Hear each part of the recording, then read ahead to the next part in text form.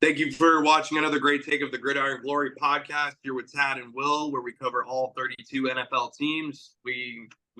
That's just it. That's the great thing about us. We cover all 32 teams. We're not like ESPN or the mainstream channels where we only cover, certain select teams. No, we cover all 32, and we're here to bring it to you live. So starting with the Jacksonville Jaguars at the Miami Dolphins, and this was a football game. That was very heavily contested most of the way through, where Miami was able to win this game off of a walk-off field goal, and Miami was on the ropes for most of this game. I mean, they really were, and they played their in-state rivals very well. They were down 17-7 against their in-state rivals, the Jacksonville Jaguars. And I mean, when I say in-state rival, like they're not in the same division, but I mean it's still more of just like they're definitely like an in-state AFC rivalry for sure. I mean, these two fan bases, it's definitely a thing between the two fan bases. So down there in Florida, lots of Jags fans that live in Miami and vice versa. So, so it's a big culture thing down there for sure. But nonetheless, this was a Dolphins team that really came out. And the biggest thing to me was it's like, yeah, it's only one game, but these big flashy weapons that they have on their offense, you definitely would have liked to maybe see them show out a little bit more. Obviously Tyreek Hill, seven catches for 130 yards with a touchdown. Jalen Waddle, 5 catches, 109 yards there. So, Devin A-Chain, 7 catches, 76 yards. So, I mean, Tua definitely, threw the ball around. I mean, Tua went out there and he threw the ball around. I mean, just kind of had a hard time getting it into the end zone, in that first quarter, into that second quarter. And I mean, that's going to happen with, any NFL team coming out of the off season. You're going to have some rust to shake off and everything like that. So, yeah. So Miami's offense, they're going to be fine. Like, yeah, they barely won this game, but I think they're okay. And Jacksonville's a tough team. Jacksonville is a very tough team. Trevor Lawrence, 12-21, only 1 touchdown there. Travis Etienne did have that touchdown run, which was big and explosive for Jacksonville. And then obviously the catching touchdown by the rookie out of LSU, Brian Thomas Jr. We were just talking about. Well, we have mentioned NFL wide receivers. So, LSU wide receivers. There's another one, Brian Thomas Jr. and then Gabe Davis as well. And Tad, I'm very curious to get your take on Gabe Davis. Where would you rank Gabe Davis amongst NFL wide receivers?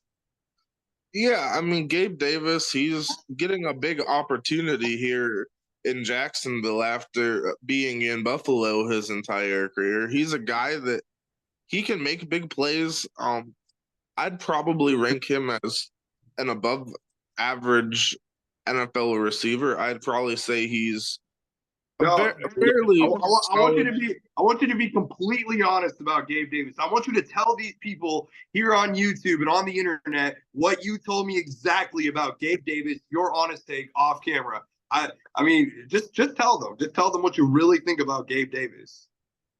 I think it's going to be interesting to see Gabe Davis with his new opportunity in Jacksonville. I mean, he's a guy that he's been behind Stephon Diggs in Buffalo. He's been an option, and it's going to be interesting to see if he can step up and be sort of like, if he'll be a number one option, if he'll be just another guy in the room. I mean, Jacksonville's group of wide receivers, it's interesting to see with Christian Kirk, with Brian Thomas Jr., where does Gabe Davis stack up here? I mean, he's a guy that has some potential, but he's not always been consistent. So we'll see what we get out of Gabe Davis. He's a receiver that he can make the plays, and we'll just see what he does. I mean, overall, looking at this Jacksonville offense, they had a fairly disappointing game. It was a game that they probably feel as if they should have won.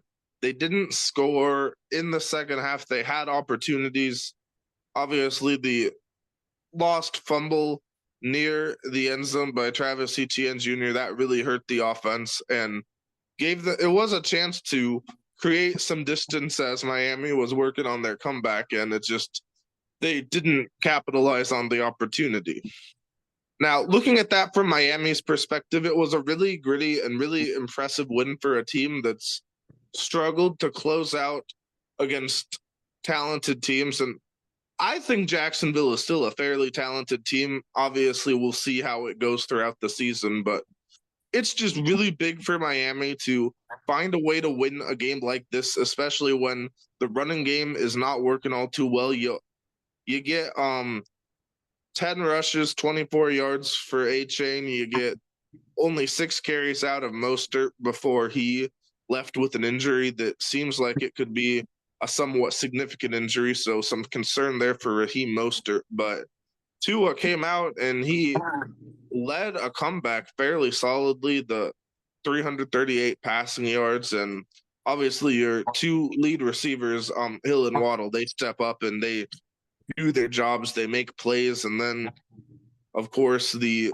leadership of your kicker, Jason Sanders, to hit that game-winning field goal. So a big day there, and yeah, Miami, they just made the plays you have to make to win a close football game against a team like Jacksonville. Was very impressive, I thought. I came out of this game impressed by Miami's determination to find a way to win a football game.